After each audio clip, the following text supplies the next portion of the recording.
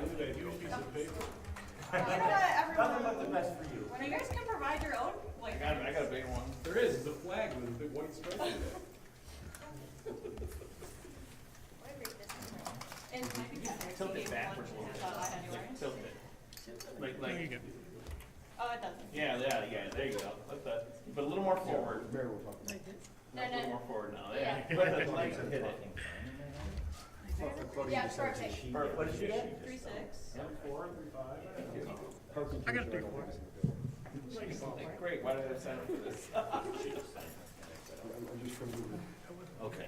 So folks, I know Can we there. test that now? Yes. Where'd you go? Testing, testing, 1, 2, 3, 1, 2, 3. Oh, really? You all good? You guys are? Not me. I can take that card back. Thank you so much. So I know there've been some requests for off-topic on the city employee who was killed in Rochester over the weekend. So once we get through the formal part of the fire update, it'll be the mayor, Commissioner Rinaldo, representative from the ATF. Once we get through all of that, then we'll go on to the city employee who was killed in Rochester on Sunday night, okay? Thank you. We're sending it back. We're sending it back. Yeah. Hey, it's Kurt Buffalo. I'm about 6:34 in 7th Wall.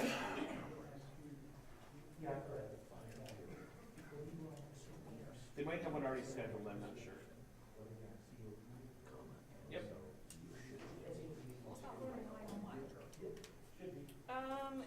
It should be light level. Should be. Yep. Tommy, you're running light level already. Yeah, are you typing the wrong? I'm good. No, there's Yeah. only, those are all mics except the 2 on the side. Yeah, so I just wanted to make sure we're plugged into the 1 or 2 on the line. I always plug in 4. Yeah. That way I can tell which one. I usually plug in 2 if I do it myself. It's fine? Oh, Oh, okay. Plus BF, fire, City of Buffalo fire update. Thank you. Never mind. Okay, bye.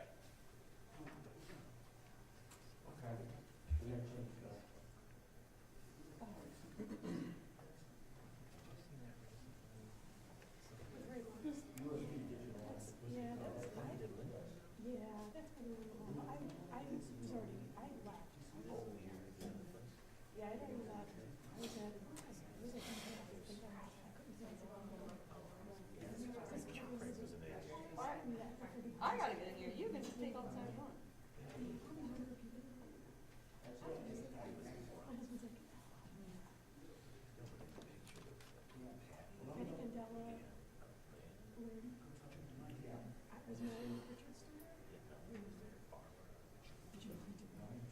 And that young was a couple of men too that were really, think of their names. I think, honestly, I think or she came in after me. I don't remember what she got. Cardi, test 1, 2, 3, 4, 5, 6, 7, 8, 9, 10. 1, 2, 3, 4, 5, 6, 7. Cracking the lens. I'm telling you. I know it's sad to waste this much beauty behind the camera. Yeah. Plus the intellect. I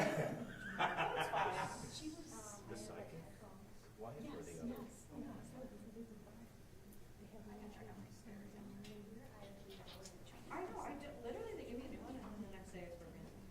I don't know what the problem is. Your ears. True. You know what, that's a good point. Yeah. It's dope, like, choreograph is like.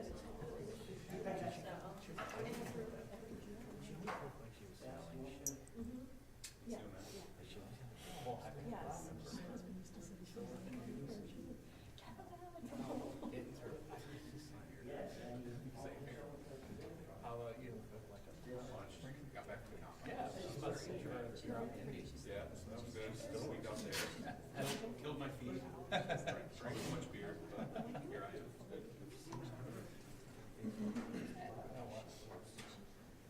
Still sounds like a fun time.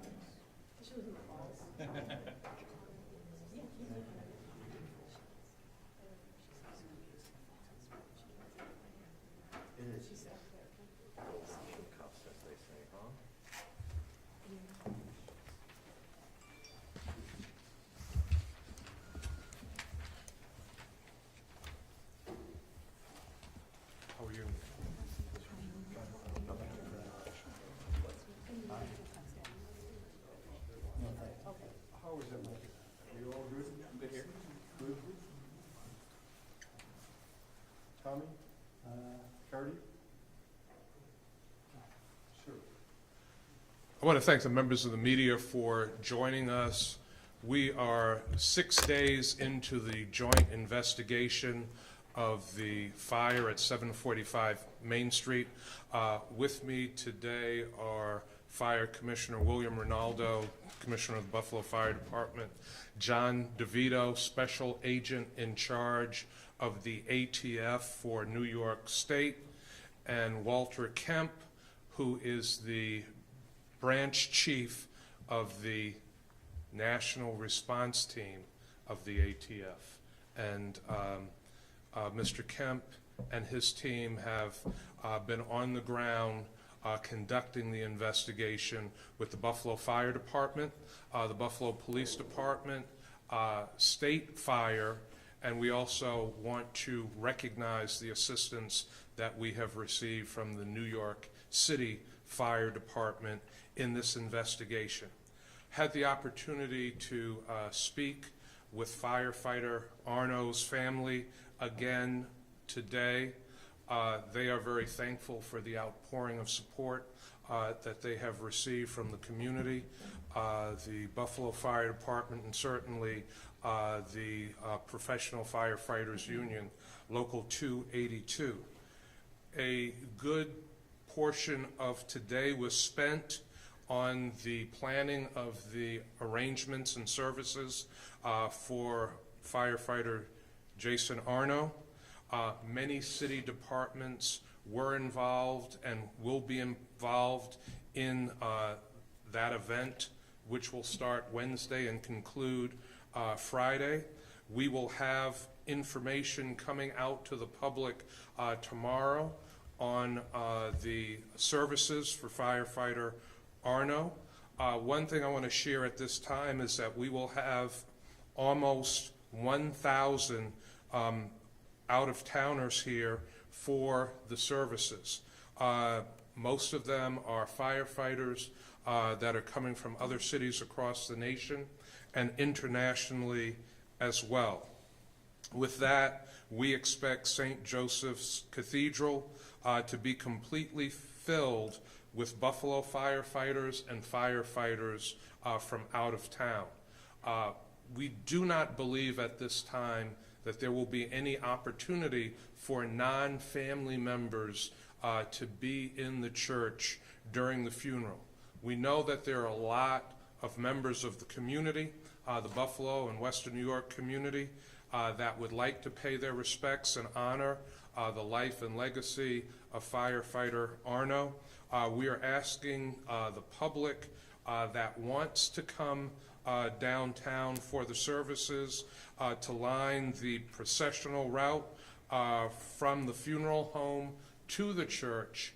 And again, tomorrow we will put out that route information to the media for the public to be able to have that information. So we are 6 days into this investigation. I want to again say a special word of thanks to the ATF for the expertise that they are providing, for the resources that they are providing. It is certainly our goal to get to the bottom of what caused this fire, what caused this tragedy in our city. And I know that the ATF, with our Buffalo Fire Department and other partners, have been working diligently on that.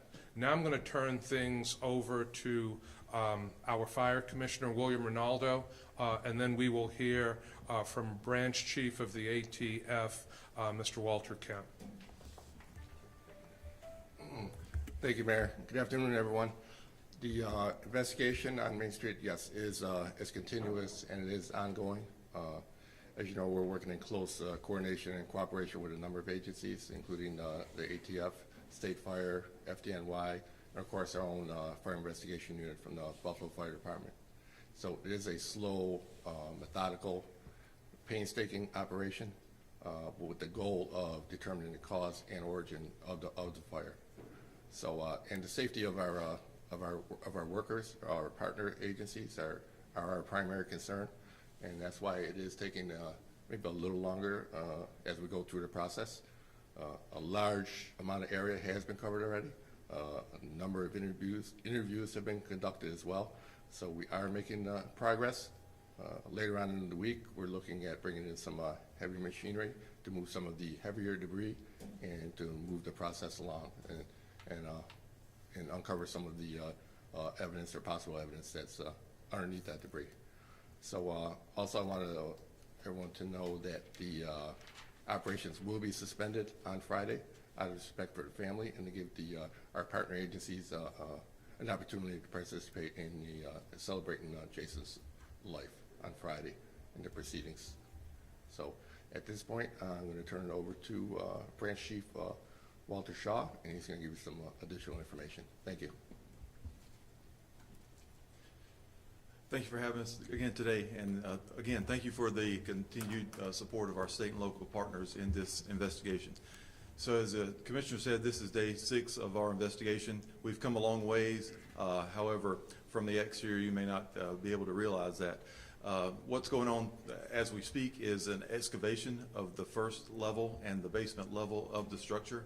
As we spoke before, that structure was built around 1900, so it has some unique building construction characteristics, and we have to mitigate some hazards as we go along. However, we have completed over 100 interviews, taken out several items of evidence where we want to look at those items a little bit further to determine certain things. We've created a computer fire model with the assistance of our fire research lab in Emmondale, Maryland, of fire progression and fire growth within the structure to help us more determine where the origin of the fire may have been. As they alluded to earlier, tomorrow we intend on employing some heavy equipment at the rear of the structure to demolish a wall and to gain access to a now covered area of debris. We would like to excavate that debris and look underneath to see if there's anything that we need to take a closer look at. So these scenes, again, are lengthy, but we do see an end in sight. We are more than halfway through with what we want to do in the scene. So we'll continue to work methodically and using the scientific method with all of our partners and all of our resources of the National Response Team to try to determine what exactly happened there. And Mr. Shaw, I want to apologize. I think I called you Walter Kemp. I do know a Walter Kemp in the city of Buffalo. He is not here. This is Walter Shaw, the branch chief of the National Response Team of the ATF. We'll now open up for any questions that the members of the media have. You have to mitigate. Dave? Mitigate some hazards, sir. Could you Sure. be a little more specific? Certainly. What's the hazard in there you need to mitigate? How do you do it? Sure. So that building was built around 1900. It's brick masonry exterior with some heavy timber flooring that are situated in joist pockets on the interior of the masonry walls. So essentially, when those flooring members become impinged by fire, they collapse suddenly. And so we had to make sure that those were shored up, and that was done in part by the resources provided by the New York Fire Department. They came up and took a look at the scene to make sure what needed to be shored up and what was safe and what was not safe. And then the Buffalo Fire Department used their shoring unit to come up and support the basement level and the first level so that we could actually go inside. Can you at all give us an indication? You said you interviewed over 100 people.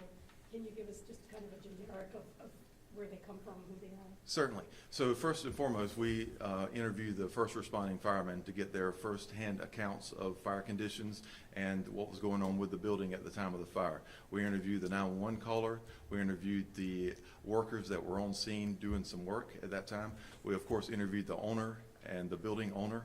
We interviewed the gas and electric company providers to see if there were any history of any issues with the building itself. And we're continuing to do neighborhood canvases to collect any video that may show events leading up to the fire and after the fire so that we can create an accurate timeline of the fire events. What types of things are you looking for inside to help this investigation? Sure. We've looked inside there as you know, that's a costume shop that will primarily encompass the space, and they utilize all sorts of equipment, such as iron presses, heat cutters, things like that to cut fabric. So we look at all these things to see if they may have contributed to the fire calls accidentally, and to see what their situation is with those different pieces of equipment. We've also utilized an accelerated detection canine, for example. It's just a common routine thing that we do, and the dog has ran the structure several times. And so we're looking for anything that stands out as fire calls, and then what we do, our next step is try to either eliminate or include that fire calls as something that contributed to the fire. Can you confirm that JP Contracting in Western New York was the company that was working in the building or on the building when the fire broke out? I'm sorry, I don't have that with me right now, the name of the company. Do you guys know? Commissioner, you want to come before you? I did hear that the name and that term of that subcontractor or contractor, but I can't confirm that at this time. Could there be any criminal charges against them or against the building's owner because of the lack of having a permit with this situation? It's actually way too early in the investigation. We're not sure what permits were required or if any permits were required and by whom. So it's too early in the investigation to determine that. You had mentioned it earlier on, a kind of early working theory that perhaps these workers with a torch may have set the blaze off. Are we still kind of working on that theory? There are a number of theories, as Walt alluded to. So we're eliminating them slowly but surely, and as we go along. And right now, we have not determined the cause in origin. So the investigation is continuing. Is there any indication at this point that there was some sort of old insulation or anything involving materials within the walls of the building that would have led the fire to spread quickly through the walls or anything like that? Is there any more information specifically about the cause of firefighters' death? As far as the fire communicating throughout the building, there are a number of voids in the building where fire could have traveled. So once again, that's part of the ongoing investigation. Maker, I know you said on Saturday that you were clarifying what work was being done. I mean, how long will we know, when you know that from the permits department, if anything, even though there wasn't a permit? So that's all part of the investigation, and the plan is to release all that information when the investigation is concluded, not to release bits and pieces of information. I think Branch Chief Shaw can tell you that good progress is being made, and we're hopeful that the investigation will be concluded soon. How determined are you, or how, do you think you can actually determine a cause, depending on how much damage there was, how long the fire burned? Are you confident? So this structure did sustain prolonged burning, which affects a lot of different fire patterns and things that we're looking at. But we are very hopeful that we will find a specific cause to the fire. Yes, sir. How's the timeline coming along? Because what we've heard is that things sort of escalated really quickly. Is that what you're finding in this investigation from when firefighters arrived to when firefighter Arno pressed his Mayday button? Was it that quick, or was there something else that maybe could have been done? Was there a step missed? To that question, I don't think we've released it yet, but evacuation orders were issued prior to that firefighter Arno pressing his Mayday button. So the command staff on scene did recognize the imminent danger, and they did order an evacuation, and the Mayday came some minutes later. Some minutes, sir? Yeah, a little over a minute. Anyone So- else? Sandy, go ahead. No, I was just going to say, again, is there any more specific information on exactly what the cause of firefighter Arno's death is?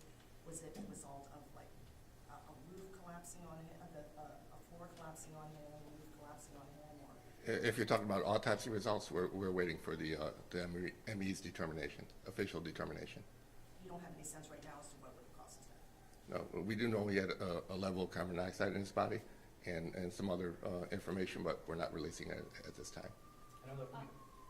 You mentioned over 1,000 out-of-town firefighters are coming in for this service. What has the external support meant to you and your department and mayor, to the city, for this event and, the past 12 months that we've been dealing with? Yeah. The support has been overwhelming, from the community, obviously, and from on a national level as well. And I believe there's 1,000 hotel rooms rented, so we're actually looking at possibility of up to 4,000 or 5,000 out-of-town guests coming in on Thursday and Friday. I'll speak to that too. Clearly, firefighting is a brotherhood and a sisterhood. It's a calling.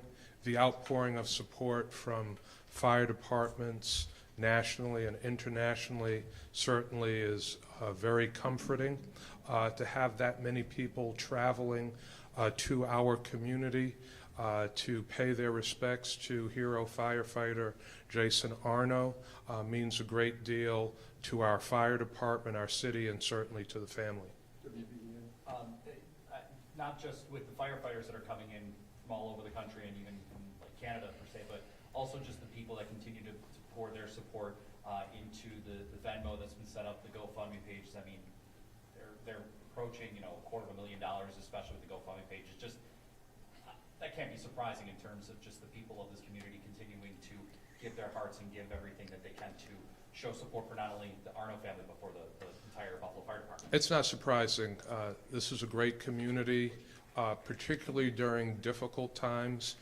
This community always comes together to help other community members, to support other community members. So it is certainly heartwarming to see the tremendous outpouring of support from Buffalo and Western New York, but also from other areas of the country as well. You meant, on that note, even the president yesterday mentioned firefighter Arno.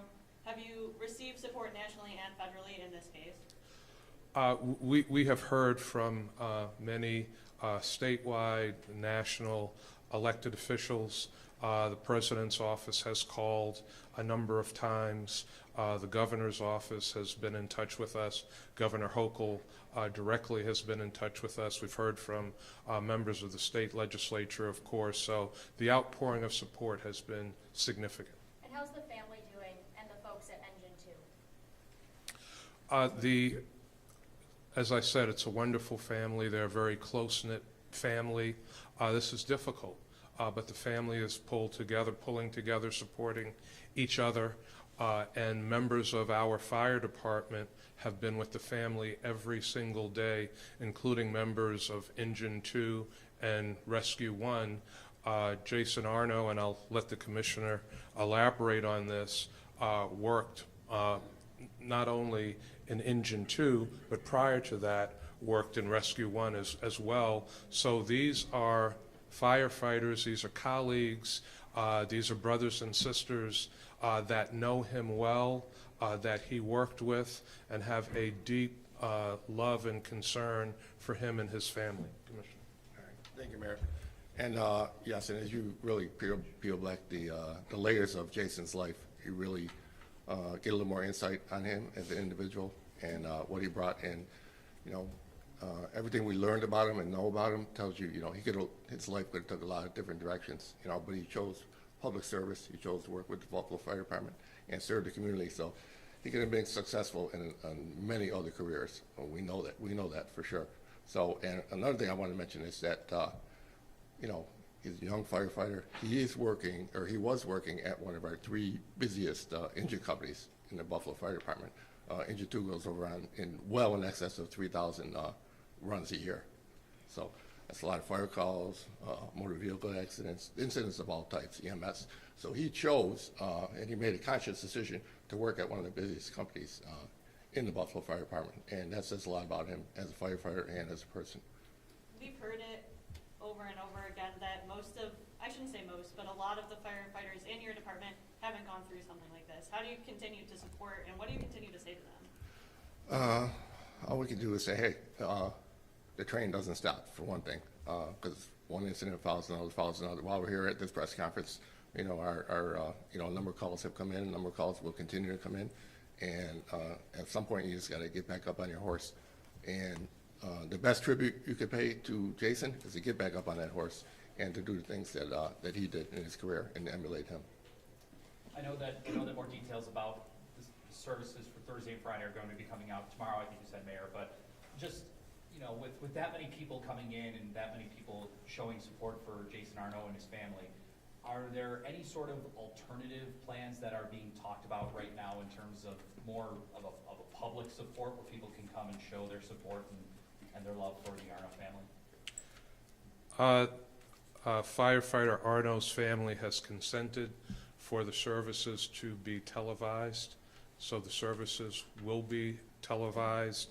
The public can show their support and pay their respects through seeing the services televised. As has been mentioned, there are GoFundMe pages. The community has been very supportive of those. Obviously, Firefighter Arno was recently married, has a young child, and so that will be helpful to the family. I can't say enough good things about the outpouring of support from Buffalo and Western New York. We are recommending that people who will be out that want to show their support can also line the streets of the procession route from the funeral home to the church on Friday, and that information will be put out. I would also like to just recognize the efforts of the Buffalo Fire Department and Buffalo Professional Firefighters Local 282 in providing counseling for the members of the fire department, and the commissioner and his management team have also provided time off for members of our fire department who need it. And what kind of preparations has the city been making in terms of preparing for that large influx of people coming in to be here for Thursday and Friday? The preparations have been very extensive between Buffalo Police and Buffalo Fire, other agencies, New York State Police, the Erie County Sheriff's Department, the NFTA Police. So the preparations that are being made have been extensive. They have been thorough, and I want to thank all of the agencies that have been involved in that exceptional level of preparation for the large influx of people that will be in Buffalo Wednesday, Thursday, and Friday. This question is for Chief Shaw. Do you know when you say soon wrapping up your investigation, are you anticipating that might be this week, next week? Do you have a more specific time frame in mind? I think we will definitely be working into next week. So we have to have a conclusion around that time. Can you just say, did the accelerant dogs that were on the scene, the dog, were they the ones that found the evidence that you mentioned finding? What was that? I'm sorry. Did the accelerant dogs, were they the ones that were able to find that evidence that you were looking for when they walked around the building? What evidence are you mentioning? I'm sorry. What evidence was it? I think you mentioned that you removed some of the materials. Oh, so we just took some of the building materials that was involved in the fire on the side of the building, but no, they didn't play a role in that. I'm sorry. Yes. All right, anyone else? All right, we'll come back in a moment. The mayor will come back and talk about the city employee who was killed in